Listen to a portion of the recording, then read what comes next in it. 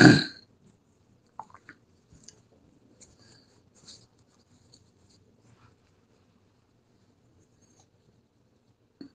اللہ الرحمن الرحیم۔ آج 20 دسمبر ہے، سن ہے 2022 اور دن ہے منگل کا۔ میں ہوں محمد طفیل شاد۔ سامعین کرام السلام علیکم۔ آج کا درس بھی سورہ اعراف جو کہ قرآن کریم کی 7ویں سورت ہے، اس کا 20واں درس ہے۔ انشاءاللہ آج کے درس میں یہ سورہ قوم عاد کے متعلق جو ہے تسلسل آگے چلے گا۔ تو قوم عاد کے متعلق آج سورہ الحاقہ کے متعلق ذکر ہوگا، جس میں 7 راتیں 8 دن مسلسل آندھی چلتی رہی، اور پھر حضرت ہود اور آپ کے ساتھیوں کو اللہ تعالیٰ نے اپنے قانون جاریہ کے مطابق نجات دی۔ تو ہم آج کا جو درس ہے یہاں سے ہم شروع کرتے ہیں کہ قوم عاد کے متعلق تصریف آیات کے ساتھ اس امر کی تو وضاحت ہو چکی ہے کہ قوم عاد پر مسلسل چلنے والی آندھی کا عذاب لایا گیا تھا۔ سورہ الحاقہ میں اس امر کی خبر دی گئی ہے کہ وہ خطرناک آندھی مسلسل 7 راتوں اور 8 دنوں کے لمبے وقفے پر مشتمل تھی۔ وَأَمَّا عَادٌ فَأُهْلِكُوا بِرِيحٍ صَرْصَرٍ عَاتِيَةٍ سَخَّرَهَا عَلَيْهِمْ 7 لَيَالٍ و8 أَيَّامٍ حُسُومًا فَتَرَى الْقَوْمَ فِيهَا صَرْعَىٰ كَأَنَّهُمْ أَعْجَازُ نَخْلٍ خَاوِيَةٍ فَهَلْ تَرَىٰ لَهُم مِّن بَاقِیَةٍ 69/6-8 69/6 سے 8 تک۔ پھر جو قوم عاد تھی وہ لوگ اپنی بدعمالیوں کی بدولت خوفناک آوازوں والی شدید مہلک آندھی کے ساتھ ہلاک کیے گئے۔ اللہ تعالیٰ نے اسے ان پر لگاتار 7 راتوں اور 8 دن کے لیے مسلسل کر دیا۔ پھر اے مخاطب، تو نے اس قوم کو تصور کی نگاہ کے ساتھ دیکھ لیا ہے کہ وہ اس آندھی میں جڑوں سے اکھڑے ہوئے کھجور کے کھوکھلے تنوں کی طرح گرے پڑے تھے۔ پھر کیا تو نے نگاہ تصور کے ساتھ دیکھا ہے کہ ان کا کوئی ایک متنفس بھی باقی بچا ہے؟ یعنی کوئی بھی نہیں بچا ان میں سے۔ حضرت ہود اور آپ کے ساتھیوں کو اللہ تعالیٰ نے اپنے قانون جاریہ کے مطابق نجات دی تھی۔ قوم عاد کی تباہی کے ضمن میں حضرت ہود اور آپ کے ساتھی مومنوں کو کس طرح نجات دی گئی تھی، جبکہ طوفان آب یعنی پانی کے طوفان کے عذاب سے بچانے کے لیے حضرت نوح کو حکم دیا گیا انِّسْنَا الْفُلْکَ بِأَعْیُنِنَا وَوَحْیِنَا 23/27 23/27 کہ ہماری نگرانی میں خود ہمارے متعین کردہ سائنسی قوانین کے مطابق ایک کشتی بنائے، یعنی بائنسی لا کے مطابق ایک کشتی بنائے جو پانی پر تیرتی رہے۔ کشتی بنانے کا حکم کیوں دیا گیا؟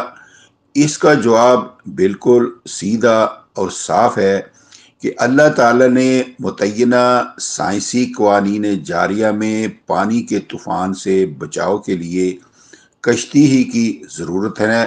چنانچہ اللہ تعالیٰ نے اپنے قانون کے مطابق نافرمان قوم کو پانی میں غرق کر دیا اور حضرت نوح اور آپ کے ساتھیوں کو عظیم طوفان سے کشتی کے ذریعے بچا لیا۔ اس کے بعد باری آئی قوم عاد کی، جس کے لیے طوفان بعد یعنی ایک شدید آندھی کا عذاب تجویز کیا گیا، جس کی خوفناک آوازیں انسانی زندگیوں کو ختم کرنے کے لیے کافی تھی۔ پھر آندھی کی شدت کا یہ عالم کہ کھڑے بیٹھے اور لیٹے ہر عادی کو جڑوں سے اکھڑے ہوئے کھجور کے درختوں کی طرح پچھاڑ کر رکھ دے۔ تو ایسی حالت میں اس عظیم و شدید طوفان بعد سے حضرت ہود اور آپ کے ساتھیوں کو کس طرح بچایا گیا، اس سوال کا جواب بھی بالکل سیدھا اور صاف ہے کہ جس طرح پانی کے طوفان سے بچاؤ کے لیے حضرت نوح کو کشتی بنانے کا حکم دیا گیا تھا، اسی طرح حضرت ہود کو ہوا کے طوفان کے بچاؤ کے لیے ایسی زمین دوز پناہ گاہیں تیار کرنے کا حکم دیا گیا جو اس آندھی کے طوفان عظیم کی زد سے نہ صرف محفوظ رہیں بلکہ وہاں اس کی وہ ہیبت ناک آواز بھی نہ پہنچ سکے جو انسانی زندگی کے خاتمے کے لیے کافی تھی۔ اب یہ سوال ہے کہ پناہ گاہیں بنانے کا حکم قرآن کریم میں موجود نہیں، اس کا جواب اصحاب عقل و بصیرت کے لیے حضرت نوح کی نام کشتی کی تیاری کے حکم میں موجود ہے، جو قوانین جاریہ کی بالادستی کا دائمی ثبوت ہے کہ قیامت تک کے لیے جس قسم کے خطرات پیدا ہوتے چلے جائیں اسی قسم کے بچاؤ کے سامان مہیا کرتے چلے جاؤ۔ حضرات انبیاء سلام علیہم کے تذکار جلیلہ جو سورہ اعراف کے سلسلہ درس میں شروع ہیں، آئندہ آیات کریمات میں بھی آپ سنیں گے کہ ہر مقام پر ان کی حفاظت مادی ذرائع ہی کے ساتھ کی گئی تھی تاکہ اہل اسلام اس سے غافل ہو کر پسماندہ نہ ہو جائیں۔ قوم عاد کے عبرتناک انجام کے ذکر کے بعد اگلی آیت مجیدہ میں قوم سمود کا ذکر آ رہا ہے، جو اپنی بدعمالیوں کی بدولت قوم یشکرون کے زمرہ سے خارج ہو چکی تھی۔ اس کے متکبر سرداروں نے اللہ کی پیدا کردہ چراگاہوں اور اس کے جاری کردہ چشموں کو ذاتی ملکیت قرار دے کر عوام کے مویشیوں کو اپنے رحم و کرم پر موقوف کر رکھا تھا۔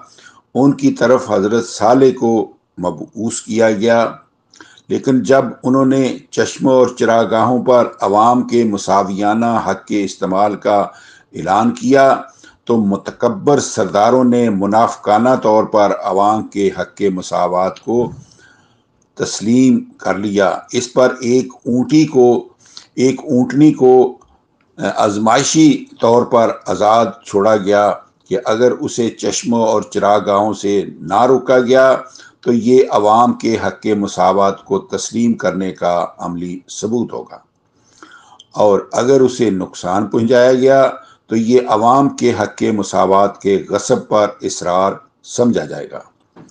قوم کے نافرمان لوگ عذاب الہی کے مستحق ٹھہریں گے۔ اس وسیع عنوان کو سورہ اعراف میں اجمالاً بیان کیا گیا ہے، جس کی تفصیل سورہ ہود، ابراہیم، سورہ الحجر، سورہ الفرقان، سورہ شعراء، سورہ نمل، سورہ عنکبوت، سورہ حامیم سجدہ، سورہ الذاریات، سورہ نجم، سورہ قمر، سورہ الحاقہ، سورہ الفجر اور سورہ الشمس میں کی گئی ہیں۔ اس قرآنی تفصیل کو تکراری بیانات کے سوا باقی تمام محولہ یعنی حوالہ دی گئی ہوئی صورتوں سے وضاحتاً پیش کیا جائے گا۔ سورہ اعراف کا اجمالی بیان یہ ہے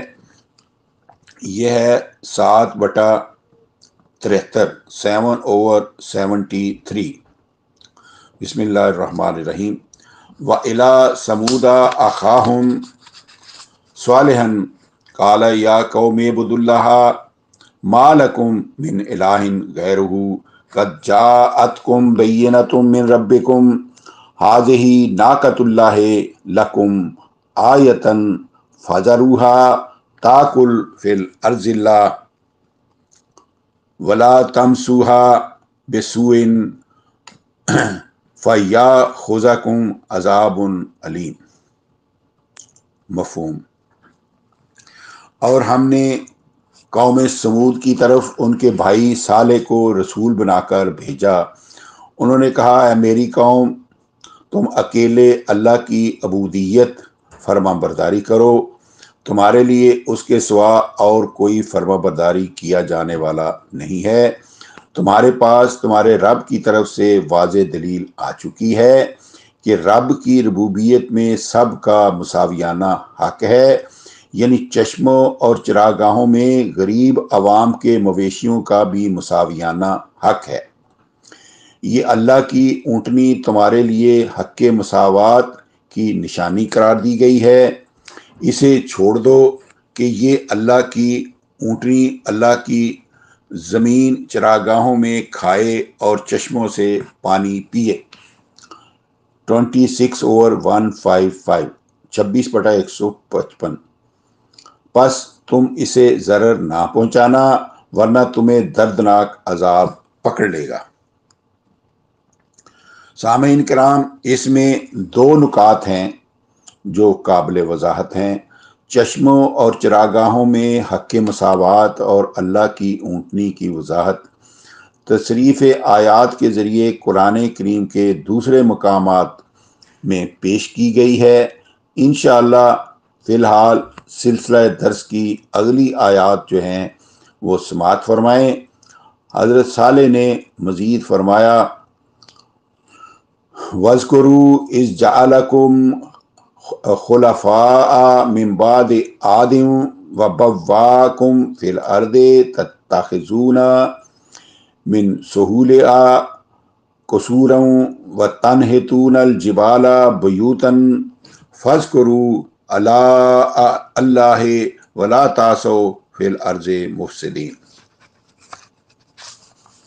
مفہوم۔ اور اے میری قوم، اس وقت کو یاد کرو جب اس اللہ نے تمہیں قوم عاد کے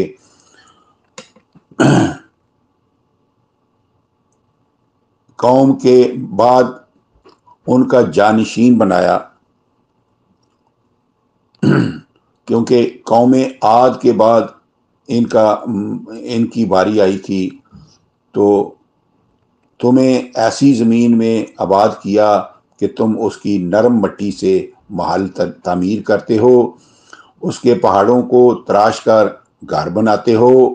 پس تم اللہ کی نعمتوں کو یاد کرو اور اس کے قانون مساوات ربوبیت کی مخالفت کر کے زمین میں فساد نہ پھیلاتے پھرو۔ سامعین کرام، سورہ اعراف کی آیت 7/59، 7/65، 7/74، یعنی 7/59، 7/65، 7/74، ان کے الفاظ میں غور کرنے سے عیاں ہو رہا ہے، ظاہر ہو رہا ہے کہ حضرات نوح، ہود اور صالح سلام علیہ کی تبلیغ کے ابتدائی الفاظ میں وہ ایک ہی ہیں، یا قوم اعبدوا اللہ ما لکم من الہ غیرہ۔ ان کے جو ابتدائی الفاظ ہیں وہ ایک ہی ہیں، جس سے یعنی اے میری قوم، اللہ کی عبادت کرو، اس الہ کے سوا تمہارا کوئی اور دوسرا الہ نہیں ہے، جس سے ثابت ہوتا ہے کہ جس طرح قوم نوح نے اللہ کے ساتھ اپنے 5 پیروں ود، سوا، یغوث، یعوق اور نصر کو شریک کر رکھا تھا، اسی طرح قوم عاد اور قوم سمود نے بھی اپنے بزرگوں، پیروں کو اللہ کے شریک ٹھہرایا ہوا تھا۔ نیز جس طرح حضرت نوح کی تبلیغ پر صرف غربا ہی نے لبیک کہا تھا، اسی طرح قوم عاد سمود کے غریبوں ہی نے حضرات ہود اور صالح کی تبلیغ کو قبول کیا تھا۔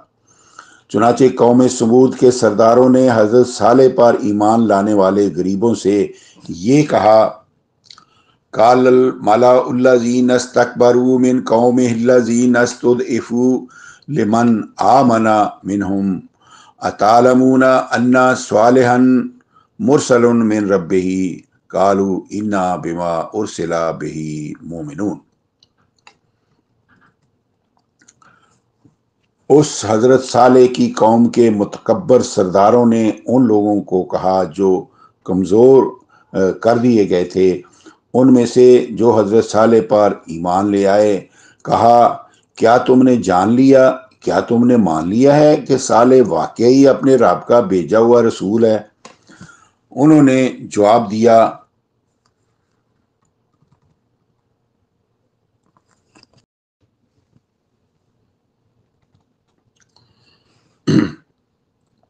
یہ تھی 7/75 سورہ اعراف کی 75ویں آیت۔ اس کا مفہوم، اس حضرت صالح کی قوم کے متکبر سرداروں نے ان لوگوں کو کہا جو کمزور کر دیے گئے تھے، ان میں سے جو حضرت صالح پر ایمان لے آئے، کہا، کیا تم نے جان لیا، کیا تم نے مان لیا ہے کہ صالح واقعی اپنے رب کا بھیجا ہوا رسول ہے؟ انہوں نے جواب دیا، ہم نے جان لیا اور مان لیا ہے کہ واقعی وہ اپنے رب کا رسول ہے، جو کچھ دے کر بھیجا گیا ہے ہم اس پر ایمان لے آئے ہیں۔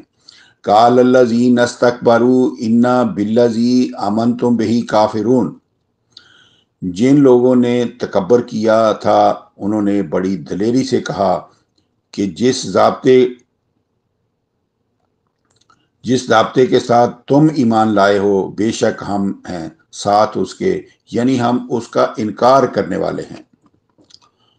تو اب ہے 7/77 یعنی سورہ اعراف کی 77ویں آیت۔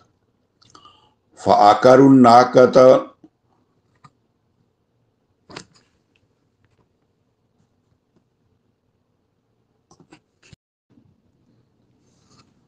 سورہ اعراف کی 77ویں آیت 7/77۔ فَعَقَرُوا النَّاقَةَ وَعَتَوْا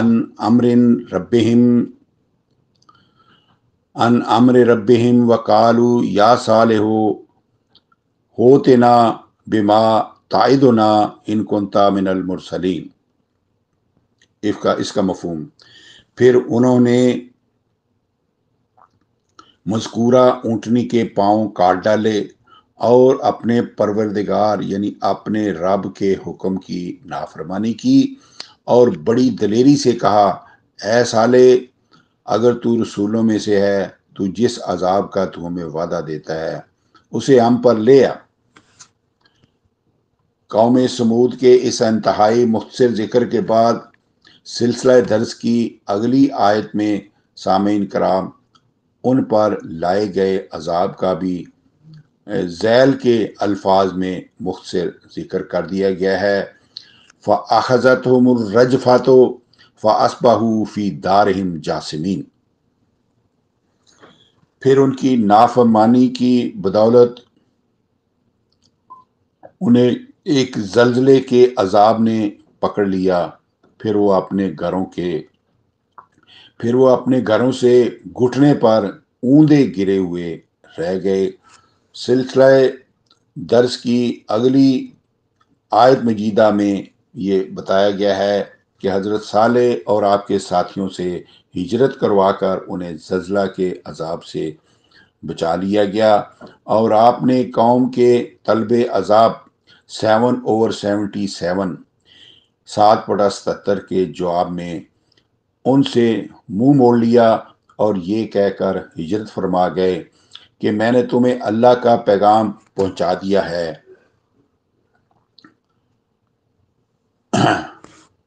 فتولا عنہم وقال یا قوم لقد ابلغتکم رسالۃ ربی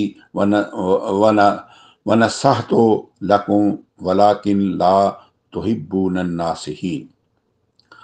حضرت صالح نے ان کے طلب عذاب پر ان سے منہ موڑ لیا اور یہ کہتے ہوئے ہجرت فرما گئے، اے میری قوم، بے شک میں نے تمہیں اپنے رب کا پیغام تھا مساوات ربوبیت پہنچا دیا ہے اور تمہیں نصیحت کی ہے، لیکن تم ہو کہ نصیحت کرنے والوں کو پسند نہیں کرتے۔